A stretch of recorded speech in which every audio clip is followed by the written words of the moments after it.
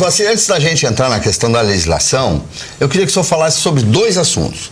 O que é o Colégio de Ouvidores da Justiça Eleitoral? É o primeiro. Vamos falar sobre isso? Então, o Colégio de Ouvidores da Justiça Eleitoral, assim como o Colégio de Presidentes da Justiça Eleitoral, que chama COPTREL, assim como o Colégio de Corregedores, ele existe para fazer a junção de todos os ouvidores eleitorais no Brasil, né? Todos os ouvidores eleitorais no Brasil, então, se encontram nesse colégio, trocam experiências, trocam ações que fazem em cada estado, enfim, trocam experiência para, no fundo, trazer um melhor atendimento ao cidadão, ao cliente da Justiça Eleitoral. Então, e eu, desde dezembro, na verdade, novembro do ano passado, fui eleito presidente, né?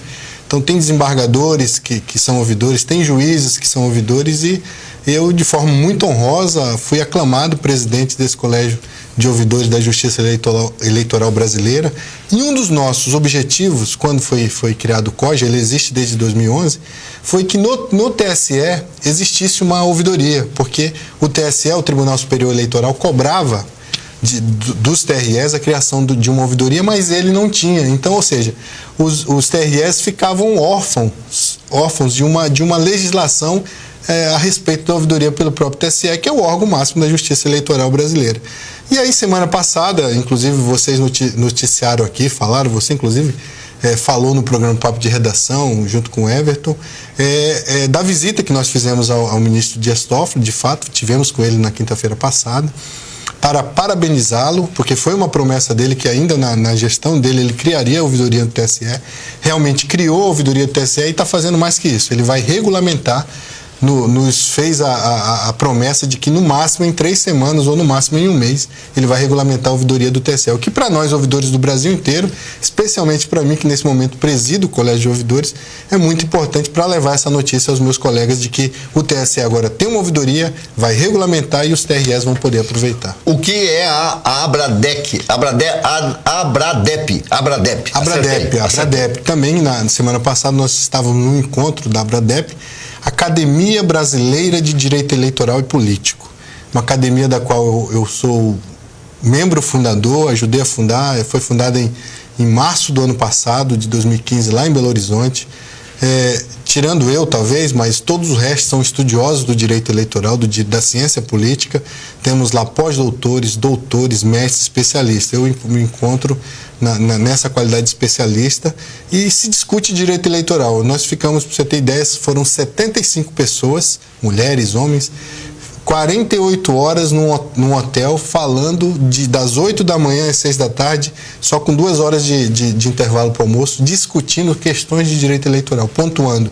Minha dúvida é isso, vai acontecer aquilo, não, minha tese é essa. Então, nós vamos, obviamente, compilar tudo o que aconteceu nesse encontro da Abradep. Vamos fazer uma divulgação ainda no mês de março, porque as eleições estão chegando e realmente está uma efervescência de todo mundo querendo saber o que vai acontecer nessas eleições. Bom, vamos começar por aí, doutor Joacir. Mudou a legislação, algumas coisas mudaram muito, o tempo de campanha diminuiu pela metade. O que mais fundamental mudou na legislação eleitoral, na sua opinião? A negativa, a proibição de doação de empresa para a campanha eleitoral. Talvez essa foi, aliado à questão da diminuição do tempo de campanha, talvez o que mais vai ser sentido numa campanha eleitoral. Porque o que faz uma campanha eleitoral ser vitoriosa ou não é o dinheiro, é o financeiro. E muitas pessoas diziam que o grande mal da política no Brasil era as doações de empresa. Eu não concordo. Você já não é a primeira vez que me entrevista, todas as vezes que eu vim aqui eu sempre deixei muito clara a minha posição. Eu acho que não poderia continuar da forma como estava. Eu acho que deveria ainda continuar a ter a doação de pessoa jurídica, mas num valor menor, porque também da forma como estava, 2% do faturamento de uma empresa, uma fatura 1 bilhão, outra vai faturar 10 mil, então, e havia uma desigualdade. Então poderia começar a fazer uma transição, por exemplo, de que o valor fosse em dinheiro, em espécie, e num valor fixo para todo mundo. Isso igualava. As grandes empresas iam doar X, as pequenas empresas também iam doar o mesmo X. Então acho que passar do poder, antes podia, para não poder proibir de uma vez, foi uma transição muito dura. E talvez essa seja a maior novidade, aí talvez até de forma negativa. Eu ainda creio que não é só o dinheiro que era injetado nas eleições que fazia com que houvesse esse mal todo, essa corrupção maldita que existe, são outras coisas, porque não há corrupto se não tiver o corruptor e a pessoa que quer ser corrompida, não é verdade? Então, vamos esperar, vamos aguardar, mas eu penso que talvez essa vai ser o maior sentimento ali, que houve uma ruptura muito grande no sistema. A Justiça Eleitoral, obviamente, vai ser muito dura nessa questão, né? Até porque, até para dar paridade à eleição, igualdade, quer dizer, não é possível que daqui a pouco alguém receba dinheiro por fora de empresas, né? Ilegalmente, e o outro não receba nada, e claro que como é que vai ser a fiscalização? Pois é, mas aí tem um porém. Tem o que foi feito? O legislador, inclusive a presidente Dilma, ela vetou essa questão da proibição de doação de pessoa jurídica, e o Congresso Nacional derrubou o veto lá do artigo 59. Pois bem, então hoje existe a proibição da pessoa jurídica. E o que acontece se houver a doação da pessoa jurídica? Hoje não existe nenhum tipo de penalidade. Nem para o candidato, nem para o doador? Nem para o candidato, nem para o doador. Hoje não existe o crime, a tipificação do crime de caixa 2, não existe. Meu Deus. O que vai acontecer? Vai caber ao julgador interpretar se aquela doação de R$1, de 10 mil, de 5 mil ou de 200 reais, ela pode ou não contribuir para haver um abuso do poder econômico, uma captação ilícita de sufrágio, ou seja, compra de voto. Então isso vai ficar na mão, à mercê do julgador de interpretar a lei. Mas isso é um risco, não é? É um risco, claro, e é um risco também para o quê? Para que exista o caixa 2. Então a pessoa, enquanto ela não for pega, enquanto ela não for sancionada pela Justiça Eleitoral, nós sabemos como funciona, eles vão fazer o caixa 2. Então, ou seja, se abrir um precedente, se abrir uma possibilidade muito perigosa para que exista o caixa 2 no país. E aí o caixa 2 mais forte mesmo, já que a gente vai ser penalizado, então vamos ganhar a eleição, depois a gente vê isso aí, o que vai acontecer, entendeu? Meu Deus. Então, esse é um ponto que talvez essa vontade de querer fazer com que houvesse a proibição de uma vez, não pensaram nessa possibilidade. Né? E cada cidadão vai poder doar? As pessoas físicas continuaram com a possibilidade de doação. Então, até quanto pode doar? Até 10% do que ele apresentou, do que ele declarou no imposto de renda do ano passado. Ou seja, então, o que ele declarou no imposto de renda em 2015, né, o seu João declarou o imposto de renda que teve uma percepção de R$30 mil no ano de 2015. Então, em 2016, o ano de eleição, esse seu João vai poder doar, então, 10% desse regimento. Então, até R$3 mil. Se ele doar mais do que isso, por exemplo, R$3.100, esses R$100 já vão ser excedentes, e conforme o artigo 23 lá da 9.504, ele pode ser e deverá ser, porque é uma questão muito objetiva e matemática, excedeu, ele já cai na legislação. Vai ter que pagar uma multa de 5 vezes o que exceder. Então, se ele excedeu 100, ele paga uma multa de 500. Se excedeu 1.000, paga uma multa de 5 mil, e assim vai. Pois é, então é bom que os candidatos e os seus apoiadores fixem bem essa informação, doutor Joaci. Ele está dando uma aula aqui para nós sobre isso. Olha, o cara que fizer uma doação sem estar de olho no seu imposto de renda do ano anterior, ele corre risco. Inclusive, esse ano, na Justiça Eleitoral, Sérgio, desde o ano passado, 2015 e ainda em 2016, nós estamos a julgar lá no TRE situações de doação acima do limite legal da eleição em 2014 ainda. Por quê? Porque a Receita Federal tem 180 dias para informar, fazer o cruzamento de dados e dizer, esse doou a mais, esse não doou, esse doou X, esse doou Y. Então, a partir de julho é que começa a chegar na Justiça Eleitoral, do ano seguinte à eleição, as representações por doação acima do limite legal. Então, é muito importante o que você disse, que eu ainda continuo confiando de que a política é a única forma de mudança dessa situação que está no nosso Brasil. Então você tem direito de acreditar num candidato, você tem direito de acreditar no partido político, e com isso acreditando inclusive fazendo doação, mas faça o que é correto, faça o que é certo, veja se você tem lastro financeiro, se você pode doar, porque às vezes você quer ajudar o seu candidato, você faz a doação, ele usou na campanha, Só que daí depois o pepino sobra para você. Você vai ter que contratar advogado, você vai se ver com a Justiça Eleitoral com um leão e ainda pode ser considerado inelegível por 8 anos, né? Que também se aplica a questão da inelegibilidade nessas doações acima do limite legal. Então, é muito importante, doe, mas doe aquilo que você pode doar, aquilo que está dentro da legalidade. O ilegal, não faça e nem deixe que o seu candidato faça. Pois é, essa é a questão. Qual é a nossa intenção aqui com a presença desse juiz eleitoral, essa pessoa tão bem informada? É orientar quem vai entrar na campanha e quem vai participar dela. Tanto os candidatos como os seus eleitores, seus amigos, os familiares, para fazer dentro da lei. Nós estamos com uma oportunidade, embora eu também concordo com o senhor que as doações de empresas deveriam ser mantidas com melhor controle, mas enfim, nós estamos com uma legislação que é para proteger dentro do possível o negócio de corrupção e sacanagem. O nosso país está na hora de mudar. Quem sabe a gente começa por essa eleição. Se cada um fizer direitinho a sua parte, nós começamos a mudar o Brasil. Doutor Joaci, janela de troca de partido. Esse foi um drama nesse país. Se falou dezenas e dezenas de vezes, muitos candidatos queriam trocar e podiam perder o mandato e tal. Aí, no último 19 de fevereiro, foi assinada a lei sancionada pela presidente Dilma, autorizando a troca da janela. E aí, é tão moleza assim, ou seja, eu estou num partido há muitos anos e eu quero trocar por outro por interesse. É moleza assim? Não, vamos lá. Na verdade, não foi a presidente Dilma que sancionou, foi o Congresso Nacional através da mesa do Senado e da Câmara. Por quê? Porque é uma emenda constitucional. Exatamente. Né? Então, foram os presidentes da Câmara, dos Deputados e do Senado junto com toda a sua diretoria ali executiva das casas legislativas. Foi dia 18, né, foi promulgada a Emenda Constitucional 91. Essa Emenda Constitucional, ela abre de fato uma janela para quê?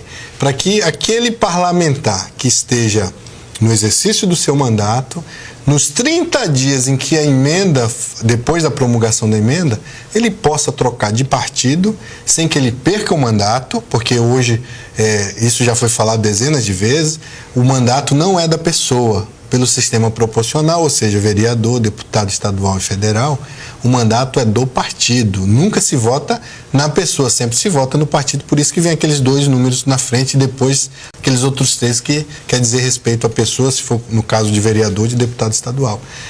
Então, para que não houvesse a questão da infidelidade partidária, arrumaram esse jeito. E aqui eu digo isso até no ambiente acadêmico, porque a gente acaba estudando a essência da emenda constitucional. Se você lê a emenda constitucional, ela não se justifica juridicamente uma condição de haver a emenda constitucional. Ela existe, fala só no seguinte: promulgada a emenda, vai poder sair do partido sem perder o mandato nos 30 dias subsequentes. E não vai levar tempo de TV, não vai levar fundo partidário, questão de divisão. Então, ou seja, só é troca de partido mesmo. E por que foi feito isso, Sérgio? Porque pela redação da resolução 22.610 de 2007 do Tribunal Superior Eleitoral, toda e qualquer pessoa que mude de partido, que não tenha uma justificativa jurídica, ele pode perder o seu mandato. Isso nós estamos falando de quem é eleito pelo sistema proporcional. Então, vereador, deputado estadual e deputado federal.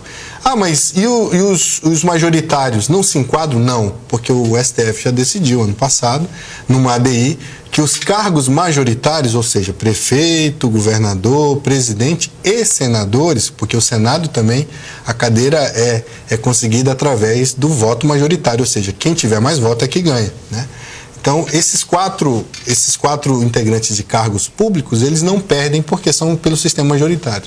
E no sistema proporcional, deputado estadual e vereador, se ele não justificar a saída, ele perde. Então, para que isso não ocorresse nesse momento, foi feita essa PEC, então, 91, para que deputados estaduais e deputados federais pudessem mudar de partido e já participar das eleições neste ano. Por quê? Porque existe uma outra janela, a janela que foi trazida pela Lei 13.165 de 2015, que mudou o artigo 22A da Lei 9.096, que é a Lei dos Partidos Políticos. Então, o artigo 22A disse e trouxe agora que no último ano de mandato, 30 dias antes do prazo de filiação, que agora não é mais um ano, antes era um ano para você se filiar a partido político. Também, a partir da Lei 13.165, essa data foi reduzida, esse tempo foi reduzido para 6 meses. Então, o prazo final agora, para quem é vereador, está no último ano de mandato e quisesse mudar de partido, vamos dizer que essa emenda constitucional não existisse. Só quem poderia mudar de partido seriam os vereadores, de forma justificada pela lei. Aí veio a emenda constitucional, foi promulgada e justificou também a mudança dos partidos para deputado estadual e federal. Na essência, no resumo, foi isso que aconteceu. Então, o prazo final para quem quer mudar, sendo deputado estadual ou federal, 30 dias depois da promulgação da emenda constitucional 91. Acho que 30 dias dá, se não me falha a memória, dia 19 de março é o último dia para mudança, porque o mês de fevereiro teve 29 dias. E pela janela da 13.165 até o dia, começou a contar a partir do último dia 2 de março e vai até o dia 2 de abril para quem queira mudar e se filiar a um outro partido e concorrer às eleições desse ano. Aqueles parlamentares que já anunciaram a mudança, que saíram dos seus partidos, já mandaram a documentação dizendo que estão saindo e imediatamente estão assumindo outro partido, tem alguma restrição, não? Então, aí tem uma outra discussão jurídica que também pela mini-reforma foi trazida, é que na mini-reforma, a Lei 13.165 de 2015, como eu disse, ela reduziu o prazo de filiação de 12 meses para 6 meses. Só que ela dá uma ressalva, lá no artigo 20 da Lei de Partidos Políticos, ela diz: se outro prazo maior, o estatuto do partido não determinar. O que aconteceu? Foi mudada a lei, mas os partidos políticos não mudaram seus estatutos. Então, e aí, como o estatuto dizia que era 12 meses... de vários, aqui eu não vou dizer a sigla, porque nós já fizemos uma pesquisa, nós sabemos que pelo menos 8 partidos nesse momento, inclusive grandes partidos, não fizeram a mudança lá no banco de dados do TSE, não apresentaram a mudança estatutária no TSE e tinha que ter sido feito ano passado.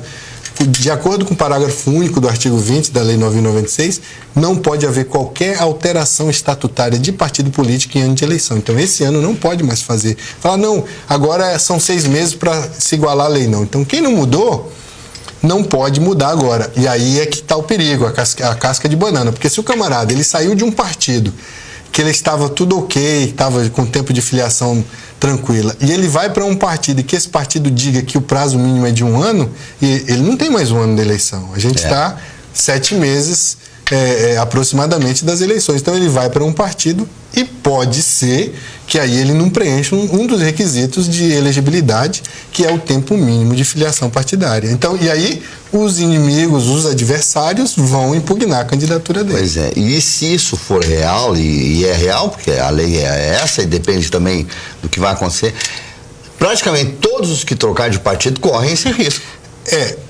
Ou já houve algum partido que mudou a sua estatuto? Não, teve partido que alterou, que se enquadrou a legislação. E tem outros partidos que disseram o prazo mínimo que a legislação indicar. Então ele vai estar sempre atual, porque o que a legislação indicar. Eu estou querendo aqui dizer, e é muito importante que isso fique bem claro, eu não estou dizendo que eles têm razão ou não, estou dizendo que pelo menos vai ser impugnado, até porque estou na judicatura eleitoral, não posso dizer, não, vai ser impugnado e tem razão, não sei.